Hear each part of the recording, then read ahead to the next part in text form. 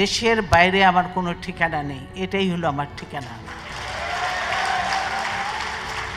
এই দেশ, এই দেশের মাটি মানুষই আমার সব কিছু, কাজে আমি দেশের বাইরে যাব না। দেশের এত সমস্যা, এই কোনো সমস্যা নিয়ে আলোচনা হয় না। দেশে শুধু গালি গালাজ, পার্লামেন্টে গালি গালাজ, আমরা পার্লামেন্টে নেই, কোথাও নেই, কিন্তু শুধু পার্লামেন্টে খালেদা জিয়া, তারেক রহমান আর জিয়াউর রহমানকে নিয়ে চলছে, তাদের যত গালি গালাজ আমাদের ইয়ে করছে। হ্যাঁ, এইটা হলো তাদের কাজ। পার্লামেন্টে কোনো কিছু হয় না, কাজে এই অবৈধ পার্লামেন্টে আমরা জানি, এই অবৈধ পার্লামেন্টে যত কিছু আইনি পাশ করুক, সত্যিকারের নিয়মতান্ত্রিক নির্বাচন হয়ে জনগণের সরকার আসলে কখনোই এই আইনগুলি কার্যকর হবে না।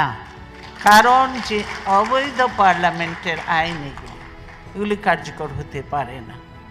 আপনারা দেখলেন যে আজকে দলীয়করণ করেছে, আমি আগে বলেছি প্রশাসন হয়েছে, পুলিশ হয়েছে, তারপরে নির্বাচন কমিশন। এই নির্বাচন কমিশন পুরো দলীয়করণ, সব দলের লোকজনকে বসেছে। কাজে এই নির্বাচন কমিশনের অধীনে কোনো নির্বাচন কি সুষ্ঠু হবে? হবে না। এই হাসিনার অধীনে কোনো নির্বাচন কি সুষ্ঠু হবে? এতগুলো কিছু দেখার পর হবে না। যার জন্যই আমাদের ডিমান্ডটা যে আমরা নির্দলীয় যে নাইব, আমরা বললাম নিরপেক্ষ সরকারের অধীনে নির্বাচন হতে হবে, হাসিনার অধীনে হলে হবে না।